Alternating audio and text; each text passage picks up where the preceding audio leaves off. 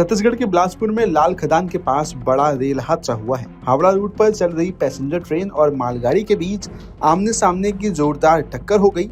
हादसे के बाद मौके पर अफरा तफरी मच गई। ट्रेन के कई डिब्बे पटरी से उतरने के कारण यात्रियों में दहशत फैल गई। मिली जानकारी के मुताबिक कई लोगों के मरने की खबर है।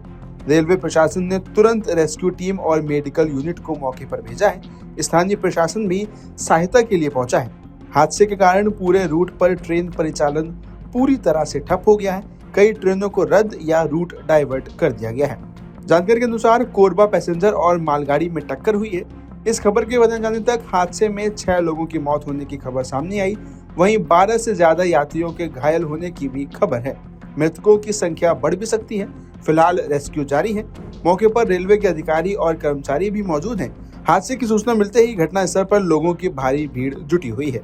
रेलवे प्रशासन ने मेडिकल यूनिट और रेस्क्यू टीम को मौके पर भेजा है। वहीं स्थानीय प्रशासन भी मदद में जुटा हुआ है। इस हादसे की वजह से कई ट्रेनों का परिचालन ठप हो गया है। कई ट्रेन दूसरे रूट से अपने गंतव्य के लिए जा रही हैं। हादसे का कारण अज्ञात है। रेलवे की टीम मौके पर पहुंचकर जांच पड़ताल कर रही है।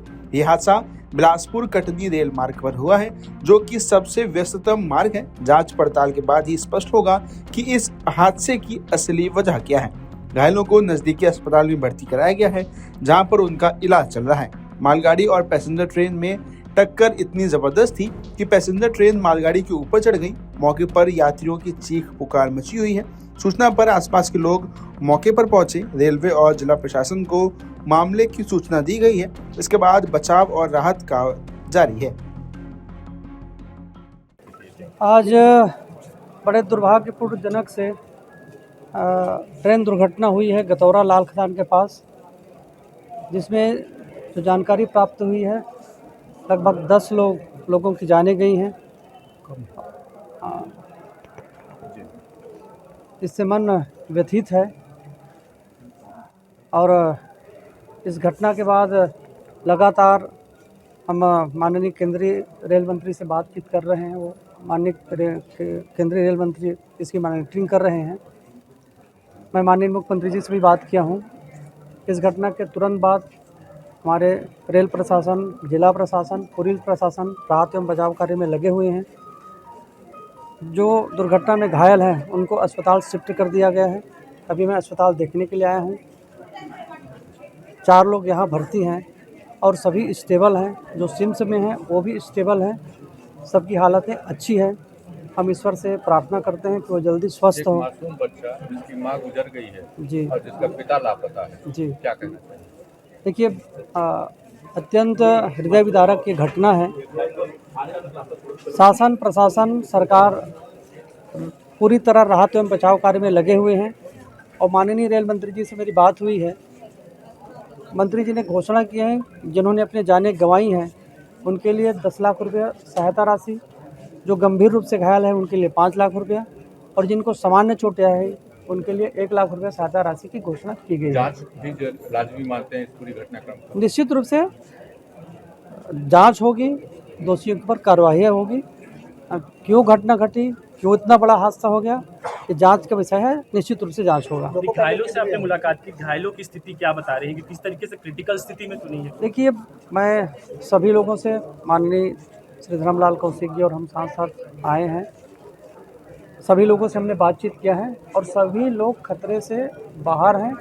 बच्चे की भी बारे में हमने जानकारी लिया, तो बच्चे की स्थिति को भी डॉक्टर्स ने बताया है कि बच्चे भी खतरे से बाहर हैं। लोको पायलट का भी देहांत हुआ है। वो जयरामनगर से बिलासपुर आ रहे थे अपनी बच्ची के यहाँ, और अभी तक मिसिंग है। वो पता नहीं चल पा रहा है। कहाँ खोजे आप? हॉस्पिटल में जिला हॉस्पिटल भी गए थे, सिम्स भी गए थे, अपोलो भी गए थे। स्पॉट पे भी गए थे? हाँ, स्पॉट भी गए थे, लेकिन वहाँ कोई बता ही नहीं रहे। प्रशासन से यही मेरी मांग है कि जो मिसिंग है उसको कम से कम परिवार वालों को पता भी कम से कम चलना चाहिए। मीडिया वालों के बीच में आप अपना नंबर जारी कीजिए और कहिए। मेरा नाम निर्मल वस्त्रकार है। मेरा मोबाइल नंबर है 9098180314। यदि आप लोगों को कुछ पता चले तो मेरे को कॉल करिएगा। मामला ये था सर कि हमारे यहाँ का साली और हमारे साड़ू भाई और हमारे यहाँ के सास और छोटा बच्चा ये गए थे वहाँ चापा। चांपा गए थे, वहाँ ऑपरेशन हुआ था उनका, तो उसको टाँका खुलवाने के लिए उन्होंने गए थे हॉस्पिटल वहाँ चांपा। वापसी आने के समय में दुर्घटना हुआ है वाला। इस दुर्घटना में हमारे यहाँ की साली खत्म हो गई। बच्चा गंभीर है, छोटा वाला बच्चा है 2 साल का, उसको अपोलो भेजा गया है।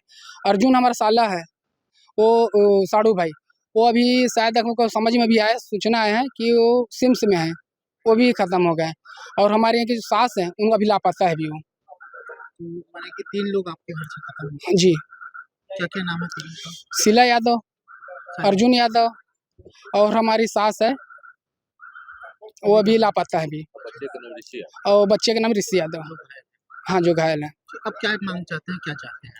सर इसमें मैं यही बोलना चाहता हूँ सर, ये हुआ क्यों है, ऐसा क्यों हुआ?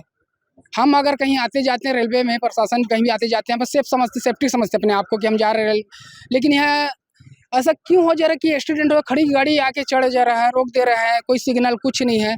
मैं तो इसमें बोलना चाहता हूँ शासन प्रशासन का इसमें बहुत ज़्यादा इसमें गलत है, शासन प्रशासन का और रेलवे प्रशासन का, कि एक बार हो। क्या मांग कुछ कर रहे हैं?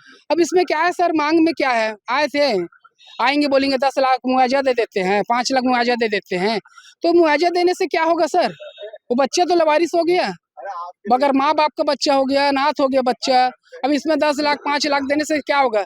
मेरे कहना 10-5 लाख रुपए से मेरे को वो नहीं है मेरे को, लेकिन यह है कि अब दोबारा ये सब नहीं होना चाहिए। शासन प्रशासन में बार-बार निवेदन करता हूँ मैं कि ये दुर्घटना दोबारा नहीं होना चाहिए।